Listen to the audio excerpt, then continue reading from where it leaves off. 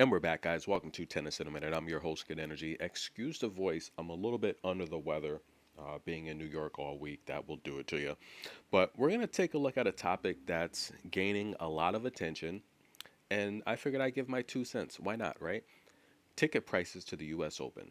A lot of people are saying these prices are so astronomical. They are uneconomical. They are completely ridiculous. Well, let me chime in as someone that has attended the U.S. Open every year, at least for the last 8 consecutive years. I would say, yeah, I do think the prices are a bit overpriced, but I've also told you several years ago, and I say this all the time. Um, I'm a huge philanthropist. I believe in philanthropy.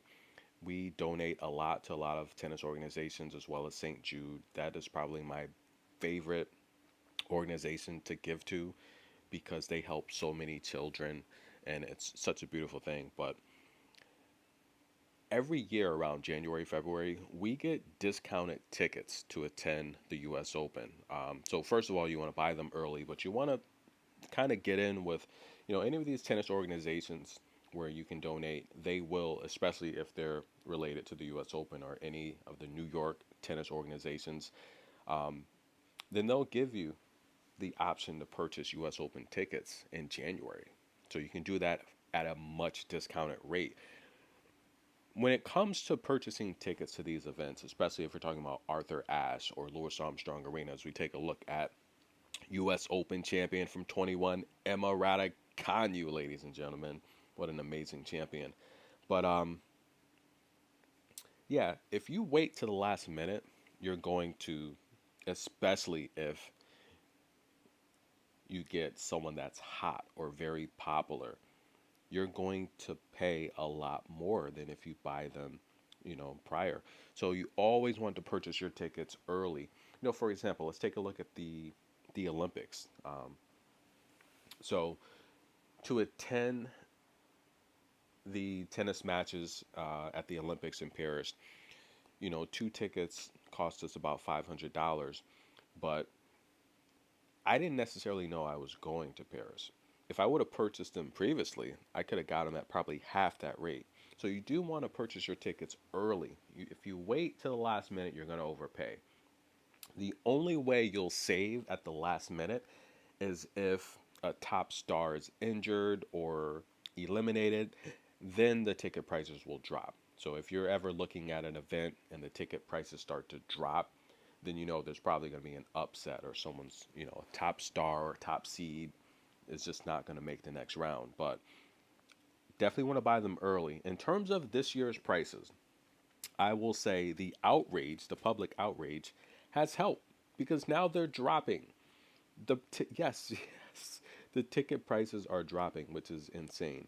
But one fan actually wrote on Twitter that so he booked his and this it's actually kind of foolish if you think about it. So he booked his tickets to New York in advance, but he decided to wait to buy his tickets to the US Open and now they're astronomical. So he needs two tickets and it's about $500. Well, one aspect is you might want to take a look at, I don't know, downgrading your seats because I mean you can get into Arthur Ashe Stadium at minimum for about 180. So that'd be 360 plus fees, 460. Yeah, you're near that $500 range, but I mean you'll save $40, but what is $40, when you're going to the US Open when just a beverage is like $10. You can get like a small snack. You're going to pay I mean yesterday we paid $48 for basically a sandwich and pasta. Just one small sandwich and one small bowl of pasta was $48. So I do think, even though, and this is fan week, right, where it's free, where you can walk the grounds for free. And this is really the best part of the US Open, in my personal opinion. I think fan week is the best part because it doesn't cost to get in. You do have to pay $40 for parking. And by the way, Mercedes is not a sponsor anymore of the US Open, which sucks because every year I'm a Mercedes owner. I drive in for free. So previous years, if you own a Mercedes, you get free parking at the U.S. Open. Now Cadillac is the sponsor of the U.S. Open, and you need a Cadillac to get in free, which is completely ridiculous, by the way. I don't know. So I guess Chase Bank now is the big sponsor in Cadillac. So there goes. So yeah, we had to pay $40 for parking where I normally just ride my Mercedes right in for free, but not this year. So we take a look at Sloane Stevens, U.S. Open champion from what 2017. Osaka won it in 18. Sloane Stevens won it in 2017 against her bestie. I'm not sure if they're still besties now. I rarely see them together, but at the time they were besties. Madison Keys, ladies and gentlemen. That's right. Sloane Stevens and Madison Keys were at one point best friends. But that 2017 U.S. Open Championship, that was memorable, historic. You guys remember that? Sloane Stevens literally coming off of an injury season. I mean, her ranking was like over 1,000, and she got back into form, and she literally made that run deep into New York, which was beautiful. And she didn't have like an amazing season that year, right? She only won 15 matches. Literally, she won 15 matches, and 7 of them came at the U.S. Open. That's crazy. Literally, half of her win output came in New York. But the key matches there, she took out Barty in the third round, Julia Georges in the round of 16, Sevastova in the quarterfinal, Venus in the semifinal. Now, if you didn't watch that match between Venus and Sloane, listen, guys, Venus Williams had the match won. That would have literally, in my opinion, been another slam title for Venus. How many slams did Venus win in New York? I want to say 2, right? Because she won, I know she won 5 at SW19. So I want to say she won 2 in New York, right? Correct me if I'm wrong. So I think that would have been her third slam. It would have been her third slam in New York. That would have been amazing. But she lost that match, and she gave that match away. I just felt she played so nonchalant down the stretch. That was horrible. And of course, Sloane would go on to beat Madison Keys 6-3, 6-love. Gave her a bagel. But sweet hug at the net between Madison Keys and Sloane after that match ended. But to watch some of these matches that Venus lost, I mean, what about the championship against Garbina Muguruza? Another title that Venus Williams had and should have won. Lost. But again, beautiful hug at the net for Garbina. The same with Sloane. Venus, excuse me. In my opinion, Venus is the most graceful tennis player I've ever seen in defeat. It's like she doesn't take it personal. She's like, look, the better player won, and she gives sweet hugs to everyone. What about Serena? Amazing U.S. Open champ, right?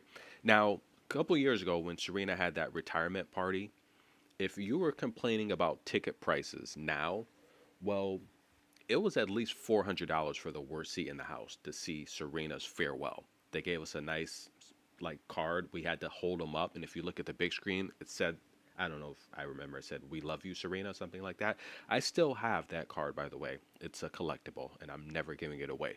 But nonetheless, guys, in terms of ticket prices, I'm gonna go out on a limb here, and I might get some people that are upset.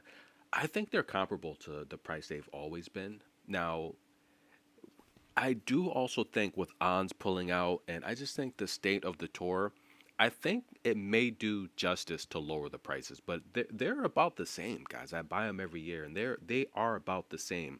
What I would say is, if you are going to wait to buy your tickets, it is a bit risky because if if you get that one matchup between like, Novak or Alcaraz, if you get that top tier matchup, the prices could jump. However, though, if a top player is eliminated, they could drop. So if you're waiting to buy tickets like this one guy is that already booked his flights and still doesn't have tickets, be careful because again, depending on the schedule, they could rise or they could drop. Historically, though, I will say if you wait to the last minute and they don't sell out, the price should drop historically.